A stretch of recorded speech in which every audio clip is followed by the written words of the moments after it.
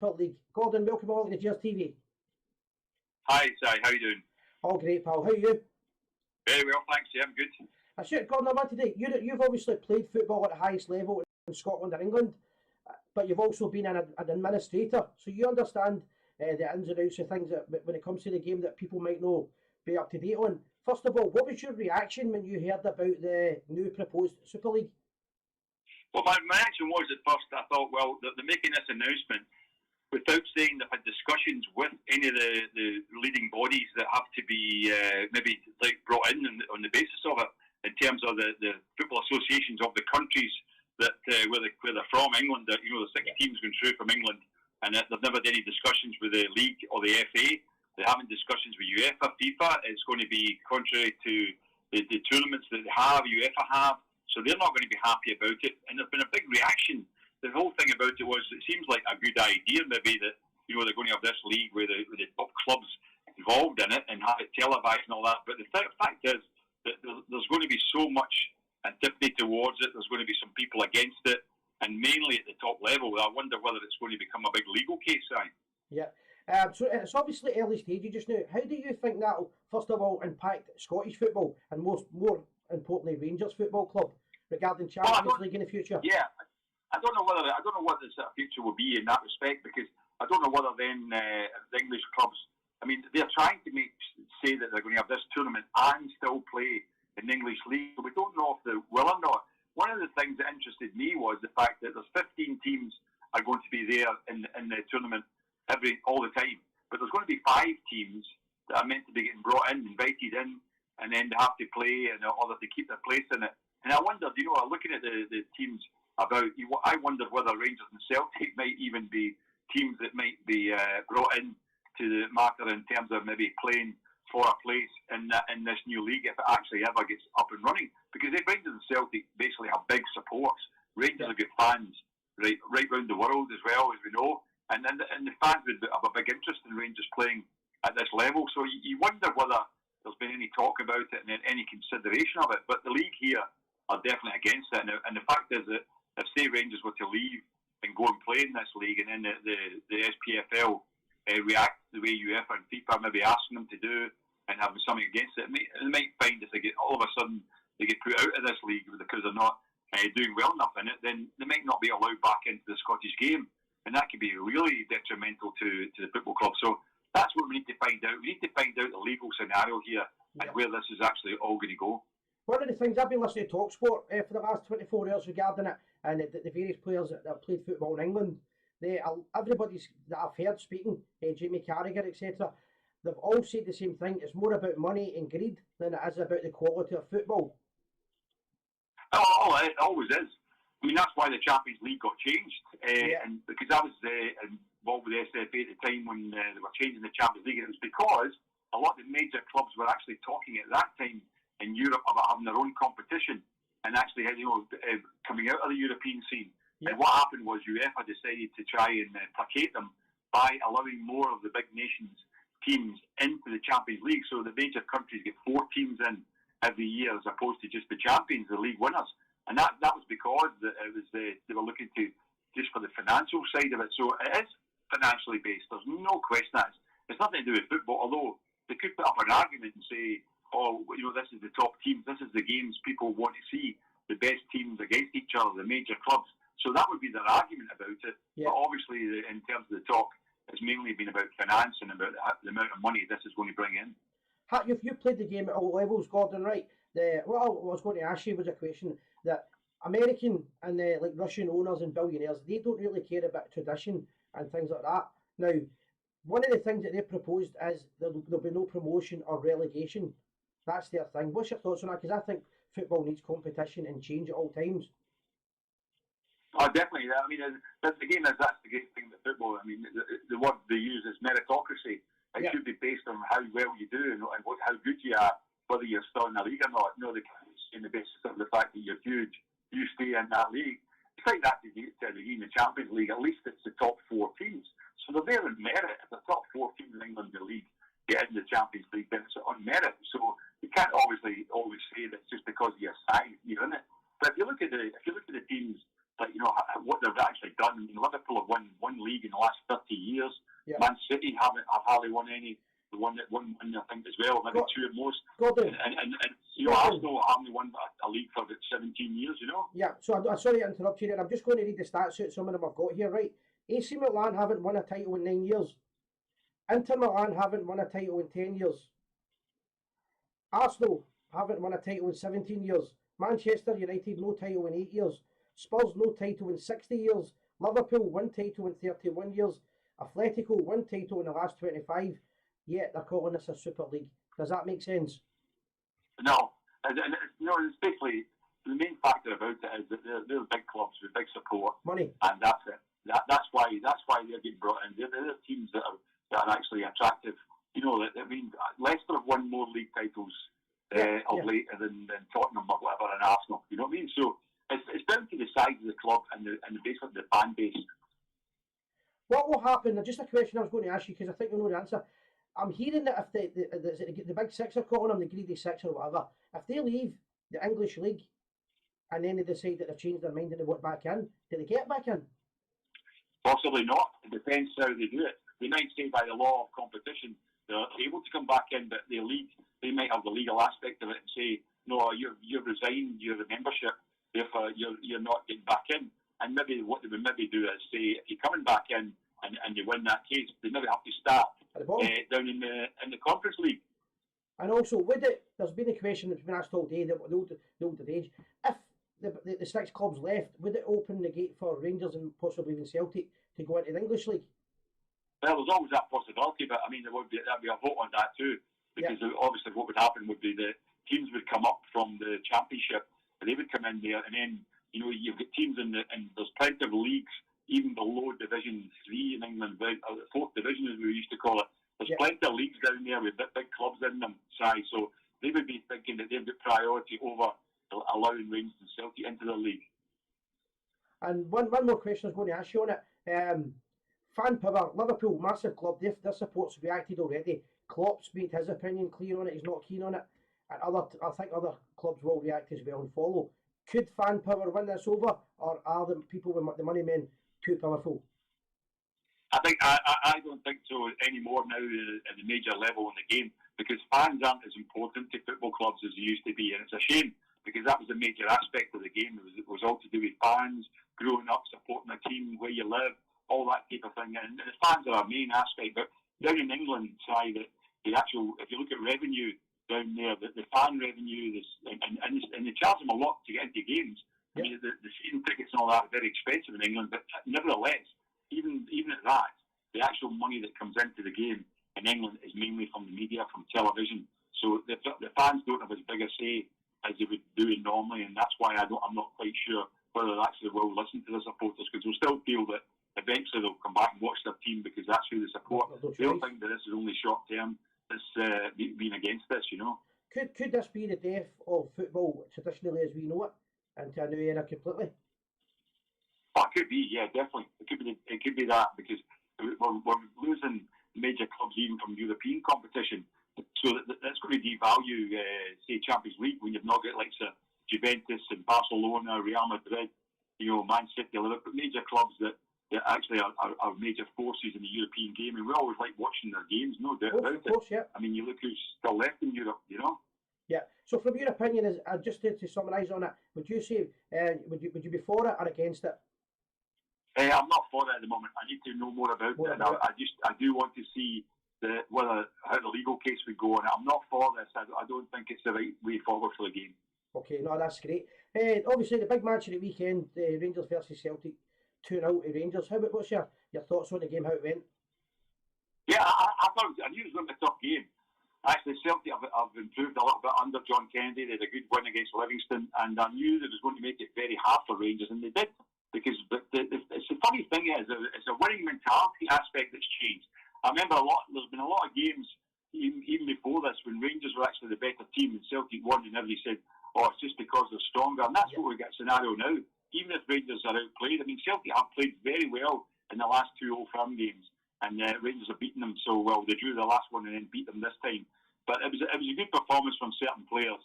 I thought that Alan McGregor was outstanding again, and I really have been impressed. I thought Kamara was great, but Stephen Davis has been outstanding this season. I really think he deserves a lot of credit. He moves into the Rangers legends category for me in terms of how he's playing. Even at 36 years of age, he's absolutely been outstanding. Yeah, and that's one of the things that you spoke about before the show, and obviously about speaking to you at dinners and things like that. You played under the Jock Wallace era where it was being mentally tougher and physically tougher. Rangers seem to have that now. They seem to be physically. Some of the players are a lot they're bulked up. They're fitter as a. When 90 minutes go by, they still look as if they're up for it. But mentally as well, as you said, Celtic can hit them with everything, but they just take it and away they go. Yeah, it's a big aspect of it. His fitness level is definitely one. John Wallace used to say that, and he was quite right about it. He said the teams you're playing against will be highly motivated because they're playing against Rangers, and that means they'll have more energy than they would have in a normal game. That's what he knew that, and he said we've got to be fitter than them because we might have to win this game in the last 10 minutes. So he went down that route very much of being very fit, being very athletic, and that it certainly worked. I think a lot of games we won late on because we had to fight for it, and we were a very strong side mentally and physically.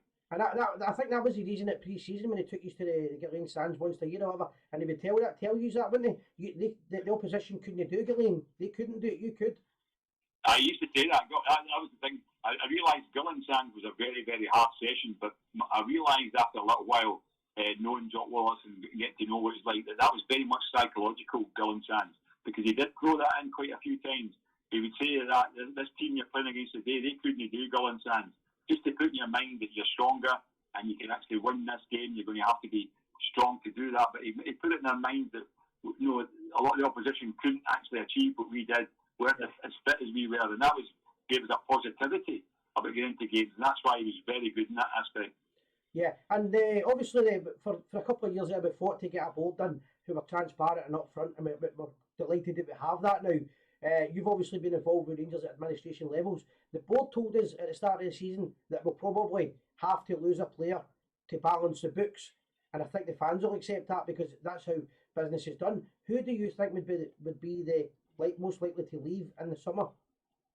Well, I think there'll be attractions to certain players. I think that if you're looking at the ones who would be maybe bringing value, you're looking at say I think Kamara.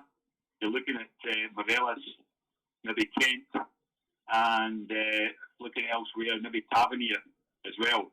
And maybe they don't sell him, it'll be young Nathan Patterson, who I think will be attracting a fair bit of attention now from clubs down south. So they're the main ones. So they might have to sell one of them. If I was selling any of them, I would sell Morelos, to be honest with you, because I think that he's done a good job, but I think that his time would become, and if Rangers can get good money for him, then they can go out and even develop the strikers they've got there. They've got Roof and Itten and people like that. So that's the main thing.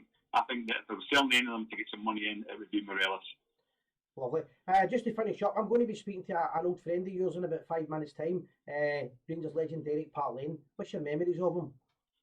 Oh, great. He was great to play with. Derek and I were great pals at Rangers and then became friends again at Man City when we were both there. Yeah. And, we lived in the same street, in fact, in Man City.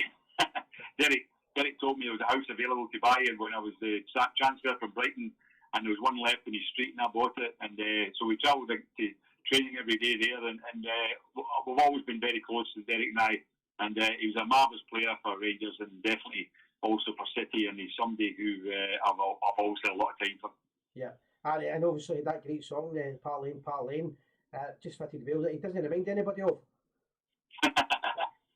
No, he was some player. He was very, very strong as well, and he could play midfield or up front. And as I say, he was definitely a very target man, good striker, and he would even play in this current Rangers team.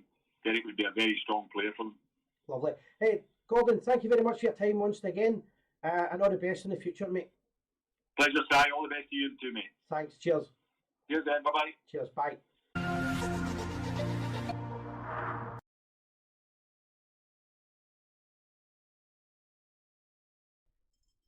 And that was Gordon Smith speaking. Before we go any further, guys, we have no idea what happened with our power cut. We have no idea what happened there, guys. I was sitting having a beer, talking away, and Sandra swore. She went, what the? And we just saw the whole lights coming off and everything, so I don't know if it was a power cut in the East End or whatever, but we apologise, we got it back on.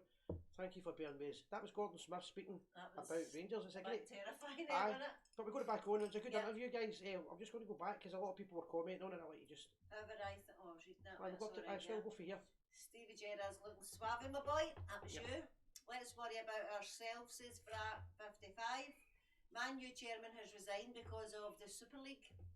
This is the start of it. This is the start of it, yep. It's a disaster of an idea, and the money men are totally out of touch with their clubs. Yep. Fans. I think this will fall apart after Chelsea have pulled out. Chris Mayhead. It's Alexander Bissett from Blackpool. Hello there, Alexander. Ask him to settle a debate, Gorham or Shagger, who is the It wasn't a live interview. I'd done it earlier on. We've done it earlier on, guys. Or I would have. Great show, guys. Stuart Hutchison. Just Which one? The first one or the second one? look, there was Brian nothing we could Yule. take. Pleasure to have met the King of Ibrox. Chris Mayhead, however, I think we're going to take that up a wee bit, Si, please. Yep. Champions League needs to be reformed. Why should fourth in the league be allowed into the Champions League? Why is it not Kathy? You need to take a drink after this. My opinion on it, guys, Was right? it not Kathy? I'm old style, right? I'm proper old style when it comes to football, right? And I don't like change. The Champions League should be for champions. Yes, I agree with that one. If you win the championship, you win it, and you go into the Champions League. If you're the Champions League holders, you win the cup. I mean, it's happened before. I think it was Chelsea. They won it, and then they never automatically went back in. They win the Europa Cup the next season. If you're the holders, you should be defending it. If you're second in the league, you shouldn't have been in the Champions League. Third, fourth, fifth is not Champions League, and I just think it's nonsense. It should go back to the basics. Champions League for champions. There you go. Prince William is against the Super League. Here you are. A few people were asking me what I'm drinking tonight. It's just a wee coaster I've got on it. For my It's scooter one club. of the wee bottle chiller It things. keeps you warm. So that's what it is on a Budweiser. That's what it is, guys. Just any comments you've got, let us know, guys. Does that mean Si is Heathcliff? I know. Great show, listening to it from Boston. Very good, Kenny. Very How good, you mate. doing, Kenny Hugh? As I Joe said, Wiley, time for the whiskey, Simon. and so it is. My twin brother was 46 on Sunday, same as me, and I'm drinking his whiskey because I never gave him it. So, Mark, if you're watching, I do owe you a bottle of whiskey, and I'll get you one next week. It's Jack Daniels I've got the new. If anybody's got a bottle they want to sample, they want me to sample, I will sample it. I've got my own living cup, and I'm going to do a toast. There we go. I don't know, moving a bit. You can only see half a heat. It's probably better, isn't it? Right, that's it. I'm terrified to move in case it It's the hands. size of my head. In case it goes off again. And the toast is, God save the The Queen. Queen. That's all I need, a whiskey after a night like this. That's not that when the blood starts rushing, guys, the jokes start coming. That's a wee tradition that we do. For anybody that doesn't know, we do it every week. Yeah, Robert Williamson said bottle in the post, Si. Aye, was it Robert? Robert last time Robert, I think, texted me this morning, but I was still drunk. See the last 2-3 days, I've still been waking up now with the fear. And I think, Robert, did you text me in the middle of this morning about 8 o'clock or something? I think you did, mate. Honestly, guys, the live videos we done the other night, I haven't even looked back. I've got the fear to look back. So I've just left them as they are. Aye, I'm going to do a quick call with Mark Dingwall because he knows quite a lot about administration stuff and things like that. I don't know anybody that seems to be keen on the Nobody's ever actually said it's a good idea or idea of change. they're for it. I get the fact that we don't like change, but What time's the kick-off tomorrow, guys? who's playing? I don't know, that's what it says. What time's the kick-off tomorrow, guys? I don't know. The game's no tomorrow. Oh. It's Saturday, isn't it? Yeah, Sunday. No, Sunday. St I Johnson. don't know, there's a game on tomorrow night. Well said, Si. How can you ever preach about integrity when the CL excludes real league champions? It's Brian on night, Brian's on night. I've had the thingies in, what do you call them? Aye, right, so How's your hangover, Sandra? But it's still a wee bit, my head's still a wee bit your fuzzy, fault. It's Fiona. all your fault anyway. Si said, oh, I've got an idea, but it might be a bad idea. Let's go live. Aye, Sandra goes At live. that point it was on the El Salvador Dali. Right, we're going to phone by Mark, see if I can hold it by Mark Dingwall and get a chat again. An update, he'll know so if there's any other people texting us. Or 7 St Johnson PM, I tomorrow think. night. Aye, right. Alright, okay. Right, I'm getting mixed up here. Players play Saints tomorrow night. If I go to them again. Aye, so get St Johnson away. Sorry, too many things at one time. How you doing, Mark? Alright. Doing well, mate. Doing well. You're live on the Gers TV. We've just got caught out there. Somebody's asking us 2 different questions and I'm getting mixed up. We'll get St Johnson away tomorrow night at 7 PM kick-off, so that's the answer. How are you, mate? What you were just mentioning And I can't because it cost me a fortune. What's happening, mate, with administration? What's actually happening with us? Not administration, sorry, the Super League. Well, this evening because Chelsea and Man City have bailed out, the chairman of Manchester United, Ed Woodward, has resigned, and there's also rumours starting to circle that Andre Agnelli, who's the vice chairman of the Super League from Juventus, that he's also resigned or is about to resign. So it looks as though not just UEFA but the fans revolt against this has actually brought it kind of, if not crashing down, then certainly picked off a few casualties this evening. And it's been a crazy 48 hours for it. Yeah, well, I mean, the timing of it was very odd because you've had these larger clubs all campaigning for years saying we need more fixtures. Mm-hmm. And I think they've become very, especially the English ones, I think they've forgotten what a privileged position they're in.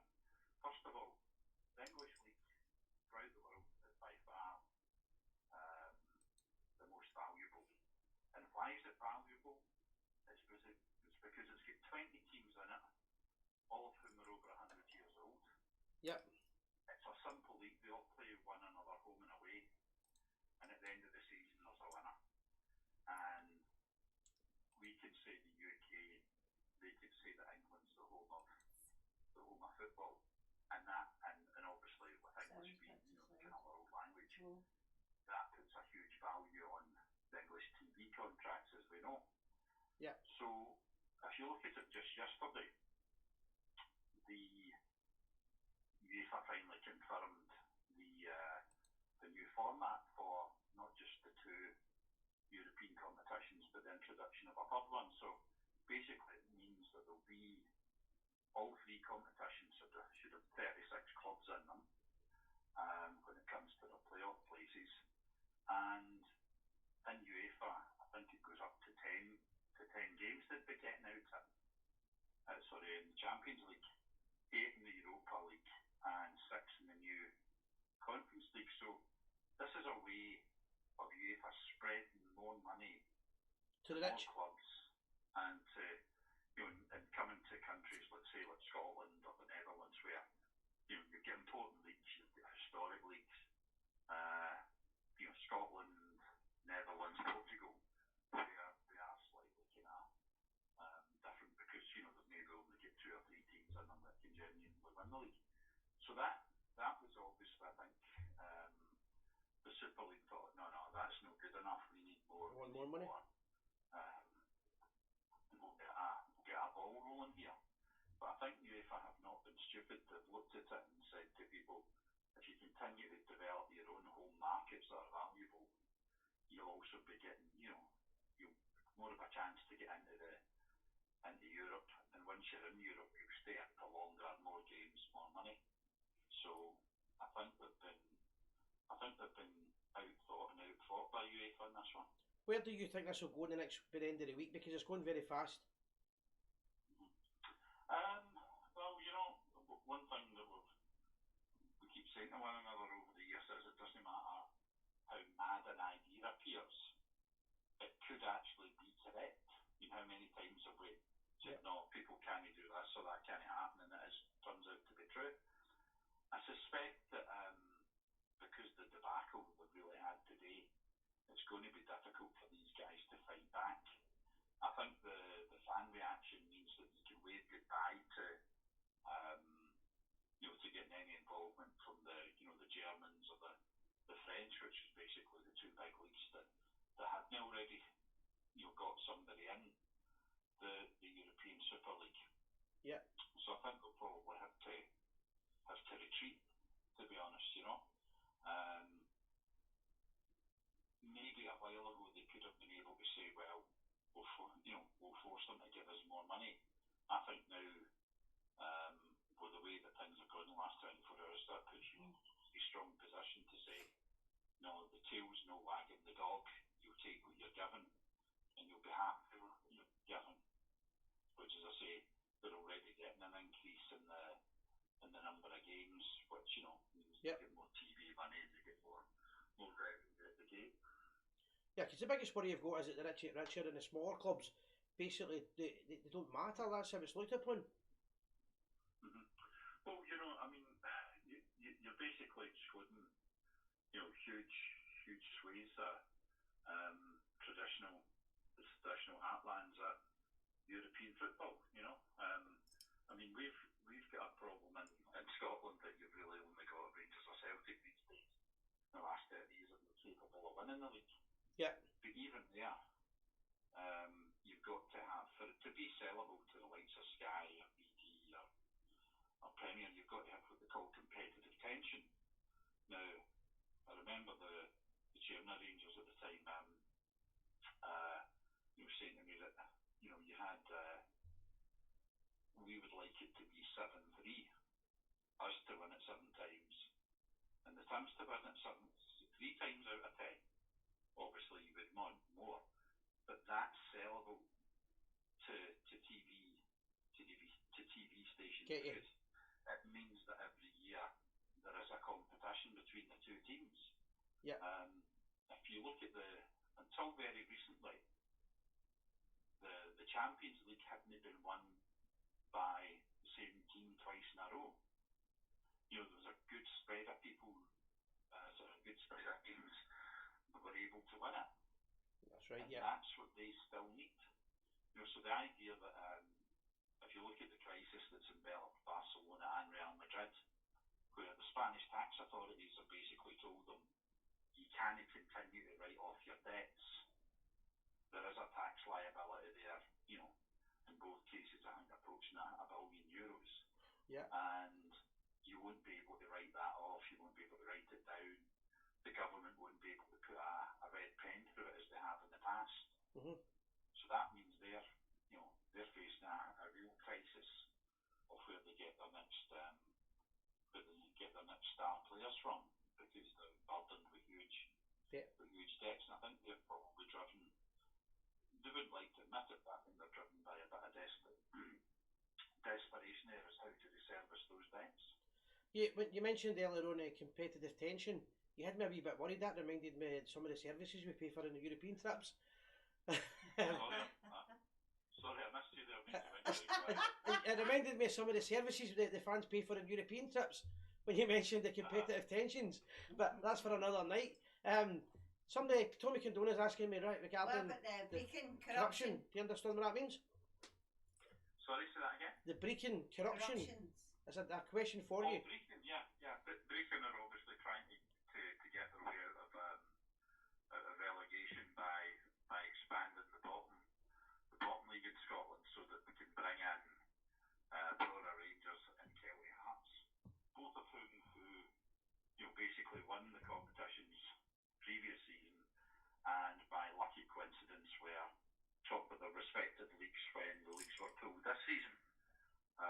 Obviously, Brecon don't want to go out of business or get relegated, and so they've proposed that that Brora and Kelty Hearts, instead of having a playoff, that both of them should get automatic promotion to Division 2 and get themselves into the Scottish Football League.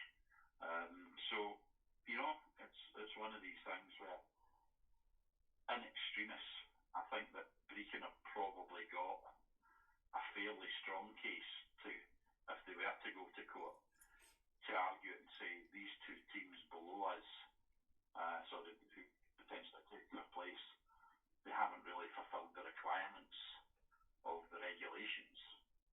But here's a way to keep them quiet, so that they don't take the league to court, So who knows? I mean, these things, as we found with the Hearts relegation, if you go to court in Scotland to try and enforce football regulations, you're really alert to the gods. Good point. And just before you finish, mate, you enjoy the game at the weekend? How did you enjoy it? I mean, you were obviously there reporting for Follow. Yeah, I did enjoy it. I mean, I've got to say, it doesn't matter how often you see the game or whatever. In fact, I just finished I finished watching the game again this morning. Yeah. Because I always like to watch a game a second time, because when you're actually at the game, I tend to be a bit of a ball watcher and hold the ball rather than soak in all the tactics.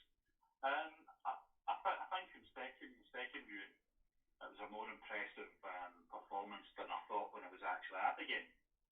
Second half, I thought Rangers were fairly comfortable. You know, they were almost in second gear. Celtic fans, there might be a crumb of comfort with the number of chances they have, but you know what? In every game, you're going to give chances away to the opposition. Especially the trick is to convert them. Yeah. And I think if you look at the record we've had this season, then you know what? It isn't really a coincidence that we've been beating them. I mean, I've actually, strangely enough, actually seen in some Facebook pages and some forums, some Celtic fans actually putting their hand up and saying, you know, we can talk about this, we can talk about that. The problem is they're actually not a bad team. Yeah, true, aye. You know? And I thought particularly, you know, once we get the 2 goals up, Celtic more or less, you know, had a charge up the field when the start of the second half started, and after that, I think we handled them fairly easily. Yeah, no, I agree with that.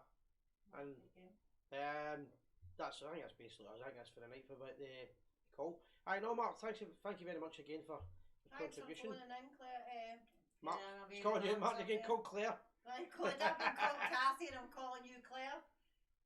Only put my wig in suspenders on a Friday night. We've all been there. I've fixed my nice up. Catch you later, mate. Thanks a lot. See you later. Cheers. That was Mark Dingwall, the editor of the Follow fanzine and the website. Oh, jeez, oh man, what a night. Guys, one of the wins. Some of the callers are loud and some are low, so we don't know unless you tell us. Let us know if you I think think they're we're underestimated what football means to the people. Yeah. This is not America, it's not a competition. Rangers proved it's the hard way. We are back champions 2021. The time traveller. I agree with that. The Captain Claire's show. I agree with that. Football's always going to be a workman's sport, no matter how much they try and change that. And they're going to try and put more money in it, and they want the rich to get richer. But